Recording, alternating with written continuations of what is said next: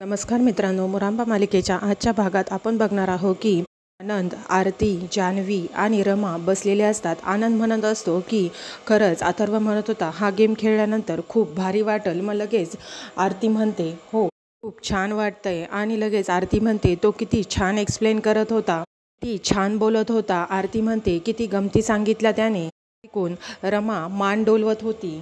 ती म्हणते किती सिंपल गेम होता तो. इतर वेळी आपण आपल्या भावना अशा एक्सप्रेस करू शकत नाही, कारण समोरच्याचे एक्सप्रेशन पाहून आपण घाबरतो किंवा आपल्याला बोलता येत नाही. पण आता किती मनमोकळेपणाने आणि साधेपणाने आपण सगळं मोकळेपणाने बोललो आणि आपले मन मोकळे केले. इकडे अक्षय आणि अथर्व बसलेले असतात. अथर्व म्हणत असतो असे खूप सारे गेम आहेत, त्यातलं लोकांना काही कळतच नाही. मला वाटतं ना, जेव्हा टेक्नॉलॉजी नव्हती तोच काळ खरा होता, कारण त्यावेळेस लोक सोबत यायची, सण सेलिब्रेट करायची, सगळं काही व्यवस्थित होतं. तेवढ्यात मयुरी येते आणि मयुरी त्यांना म्हणते अरे काय झोपा नाही का तुम्हाला. सर्व तिला म्हणतो अगं मयुरी ये ना ना. मग मयुरी म्हणते नाही मला जायचं होतं, तुमचा आवाज ऐकला म्हणून आले. अक्षय म्हणतो अगं काही नाही, खाली आपण गेम खेळलो ना त्याबद्दल बोलत होतो. अथर्व म्हणतो अरे लेडीज उभी आहे, तू सरक तिला बसू दे. मग लगेच अथर्व अक्षयला सरकायला लावतो आणि मग मयुरी बसते आणि म्हणते हो खरंच खूप छान गेम होता तो, सर्वांनी खूप एन्जॉय केले. अथर्व खरंच थँक्यू. मग लगेच अथर्व म्हणतो आता तू थँक्यू म्हटली तर त्याची परतफेड करावीच लागेल. एक स्मॉल पॅक ती लगेच नको म्हणती. मग तो म्हणतो मी तुला फोर्स नाही करत. अक्षय तिला विचारतो काय ग तारा झोपली का. मग ती म्हणते हो. मग अक्षय म्हणतो तारा हिची मुलगी. मग लगेच ती म्हणती आजकाल ना खूप हट्ट करती, आत्ताच कशी तरी झोपवली आहे. त्यानंतर ती मान आणि खांदे दाबायला लागते आणि म्हणते की खूप दुखतंय रे, खूप त्रास देते तारा आता. वर लगेच अथर्व म्हणतो आय हॅव अ सोल्युशन आणि मग तो उठतो आणि मयुरीचे खांदे दाबायला लागतो. त्यानंतर मयुरी म्हणते अरे अथर्व नको, पण तो म्हणतो जस्ट रिलॅक्स आणि तो खांदे वगैरे चेपून द्यायला लागतो. इकडे आनंद सगळ्यांना म्हणत असतो की आई असती तर आईला पण खूप मजा आली असती, तिने पण खूप एन्जॉय केलं असतं. जान्हवी म्हणते हो ना, खूप काळजी घेतो तो सर्वांची, हेच बघ ना आरतीला त्याने लगेच उशी आणून दिली, म्हणजे बघ ना याला किती सुस्त. मग लगेच आरती म्हणते हो ना, जे काम त्या नवऱ्याने करायला पाहिजे तो ते करत होता. मग सगळ्यांना खूपच वाईट वाटतं. हे सगळं ऐकून विचार करत असते. मग आनंद लगेच तिला म्हणतो काय ग रमा तुला नाही पटत आहे का अथर्वबद्दल. मग लगेच रमा म्हणते नाही, मी कुठे त्याला जास्त भेटली आहे, माझं काही बोलणं पण झालं नाही आणि मी गेम खेळायला पण उशिरा आले होते ना. मग लगेच आनंद म्हणतो मग तो तू त्याला डेफिनेटली भेटायला पाहिजे, त्याच्याशी बोलायला पाहिजे. तो म्हणतो ना तो यारो का यार आहे म्हणून, आणि मला असं मनापासून वाटतंय की हा जाताना आपल्या घरात नक्की काहीतरी बदल करून जाणार. त्यावर लगेच रमा पुटपुटते तो बदल चांगला असावा म्हणजे झालं. मग लगेच आनंद म्हणतो काय वरती काहीच म्हणत नाही, ते सर्व गप्पा मारण्यात दंग होतात. त्यानंतर रमा मनातल्या मनात विचार करत असते की त्याचं आता कोणतं रूप खरं आहे हेच मला काही कळत नाही आहे. आणि ती घड्याळात बघते तर खूप उशीर झालेला असतो. मग ती म्हणते अरे बापरे इतका उशीर झाला, हे कसे आले नाहीत अजून, हे कुठे राहिले. अथर्व मयुरीची मालिश करत असतो. मयुरी त्याला म्हणते खरंच खूप बरं वाटतंय रे. अथर्व म्हणतो वाटणारच, हात कुणाचे आहे. मग लगेच तो म्हणतो आता मी तुला दररोज करायला एक्सरसाइज देईल, त्या कधीच बंक करायच्या नाही, आणि हे बघ त्या जर बंक झाल्या तर मग मी खूप काठी घेऊन मागं लागेल. त्यानंतर तो म्हणतो परत कधी जर तुला असं वाटलं शिरावर शिर चढली वगैरे तर मी लगेच चुटकीसरशी नीट करून देईल. मग लगेच मयुरी म्हणते ठीक आहे मी येते आता, असं म्हणून ती तिथून निघून जाते.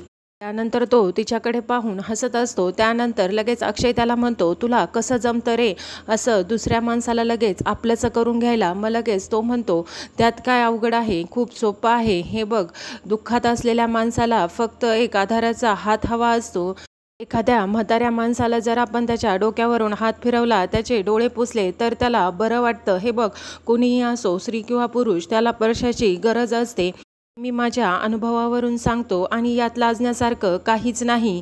इस बात पे हो जाय. मग लगेच अक्षय म्हणतो अरे बापरे नको माझं झालंय आता. मग तरी अथर्व त्याला बळजबरी करून देतो आणि मग तो विचार करत असतो. इकडे सर्वजण गप्पा मारत असतात. आरती आनंदला म्हणत असते की आनंद भाऊजी, मला तुमची टर्न आली की खूप हसायला यायचं, कारण तुम्ही त्या चादरात मावतच नव्हतात. मग लगेच जान्हवी म्हणते बेबी लाईक टेडी. मग लगेच तो म्हणतो मी अजिबात जाड झालेला नाही, मी एकदम फिट अँड फाईन आहे. उद्या आपण त्याला परत तो गेम खेळायला लावू. मग बघा तेवढ्यात ते मयुरी येते. मग तिला पाहून आनंद म्हणतो, अरे मयुरी, तू इथे चक्क आमच्याबरोबर आज गप्पा मारायला. मयुरी म्हणते काही नाही, आज माझा मूड चांगला आहे. इथून जात होते तुमच्या गप्पांचा आवाज आला तर म्हटलं चला आपणही गप्पा मारू. मग लगेच ती म्हणते काय गप्पा मारत होतात तुम्ही. मग लगेच आरती म्हणते काही नाही, आम्ही ना अथर्वच्या नावाने स्तुतीस्तोनं उधळीत होतो. मग लगेच ती म्हणते खरंच. ती म्हणते की अथर्व ना खरंच खूप छान आहे. मग लगेच आनंद म्हणतो तुला पण पटलंय ना. मग तो म्हणतो रमे बघ हिला पण पटलंय आणि तूच का अपसेट आहे. ती म्हणते तसं काही नाही. जान्हवी म्हणते नाही खरंच तो खूप स्मार्ट आहे बोलायला आणि तो खूप छान एक्सप्लेन करतो. मग लगेच मयुरी म्हणते हो वहिनी, तुम्ही खरं बोलताय. तो बोलायला लागला ना की असं वाटतं नुसतं ऐकतच राहावं. तर सगळेजण हो म्हणून माना डोलवतात. रेवा विचार करत असते, हा अथर्व आल्यापासून माझी लाईफ सगळीच विस्कटली आहे. कुणालाच माझ्यावर विश्वास नाही आहे. मला याचा विश्वास बसत नाही आहे की रमालासुद्धा माझ्यावर विश्वास नाही, अक्षयला नाही, कारण त्यांनी पाहिलं आहे तो कसा वागतोय ते. आणि मी पण काही करू शकत नाही, तो किती डॉमिनेट करतोय मला. काहीतरी खूप भयानक व्हायच्या आधी मला काहीतरी केलं पाहिजे. आता मी काय करू असा विचार ती करत असते. तेवढ्यात तिच्या बेडरूमचा दरवाजा नॉक होतो आणि ती खूप घाबरते. तिला काय करावं तेच सुचत नसतं. मग ती घाबरत घाबरत विचारते की कोण आहे. मग लगेच अभिषेक बाहेरनं म्हणतो की मी आहे अभिषेक, दरवाजा उघड रेवा. मग ती थोडी रिलॅक्स होते आणि दरवाजा उघडते. दरवाजावर अभिषेक असतो. तो खूप रागाने तिच्याकडे बघत असतो आणि मग लगेच ती त्याला म्हणते काय झालंय अभिषेक. मग तो म्हणतो मला ही अपेक्षा नव्हती तुझ्याकडून रेवा. विश्वासघात केलाय तू माझा, खोटं बोललीस तू रेवा का, असं तो तिला विचारत असतो. इकडे रमा सर्वांना म्हणत असते की आता अथर्वचं कौतुक करण्याच्या नादात 12 वाजले, बस झालं, झोपा आता, उद्या आपल्याला कामं पण आहेत. मग लगेच सगळेजण म्हणतात हो हो चला झोपायला. मग लगेच त्यात मयुरी म्हणते की दादा तुम्ही जा झोपायला, मी थोड्या वेळ लॉनवर बसेल. मग लगेच रमा तिला म्हणते की मयुरीताई आज खूप दिवसांनी खूप बरं वाटतंय, आज खरंच तुम्ही खूप आनंदी दिसताय. मग लगेच मयुरी तिला म्हणते का गं, मी अशी नेहमी आनंदी नाही राहू शकत का. लगेच आनंद म्हणतो हे बघ मयुरे, तिचं इंटेन्शन एकदम प्युअर आहे. मग लगेच ती म्हणते की हो मग कशाला विचारायचं. त्यावर लगेच रमा म्हणते नाही मयुरीताई, मी असं म्हणते की असंच आयुष्यभर तुम्ही हसत राहा.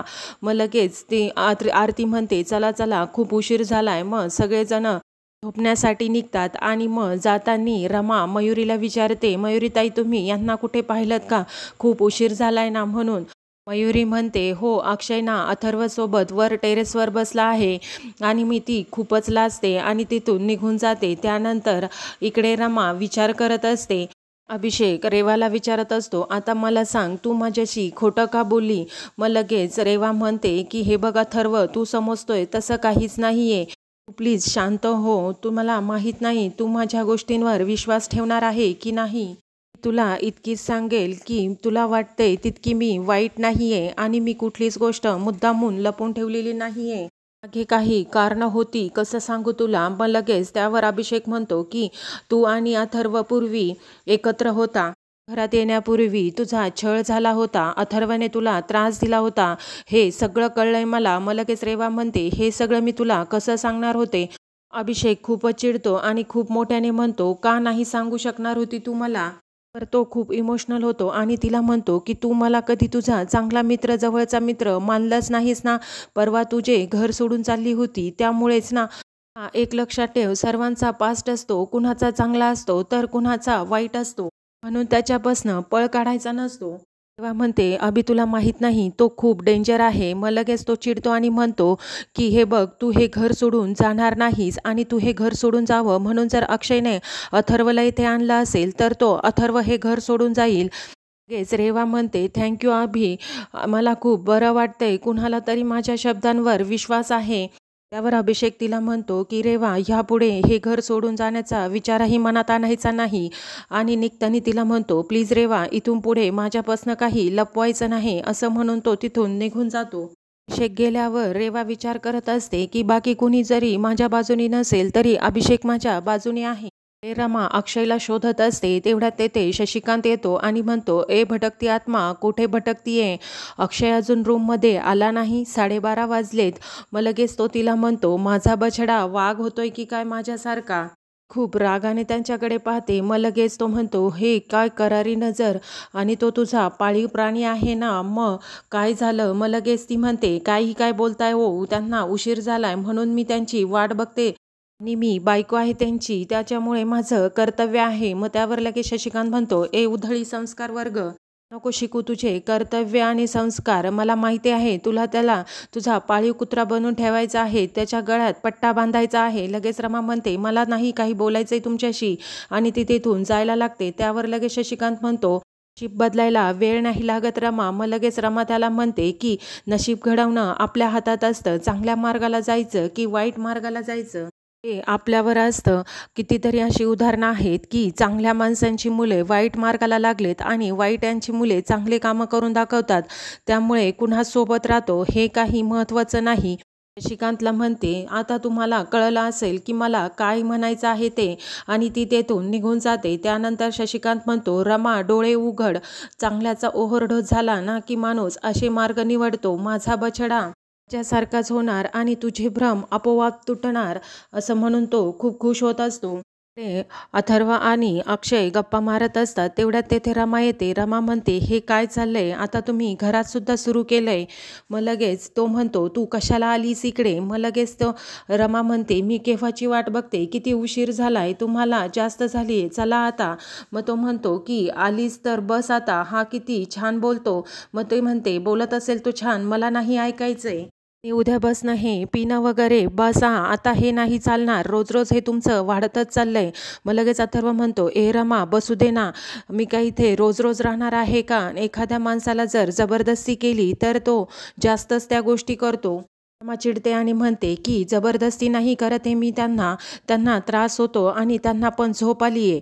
लगेच ती त्याला उठवायला लागते तर लगेच अक्षय म्हणतो, नाही मला नाही आहे झोप आली आहे, मी एकदम फ्रेश आहे. तिला म्हणतो, जा तू आता. मग लगेच अथर्व म्हणतो की अरे अक्षय, तिला तुझी काळजी आहे, ती तुझ्या काळजीपोटीच बोलतेय. मग लगेच अक्षय म्हणतो, मला माझी काळजी नाही आहे का?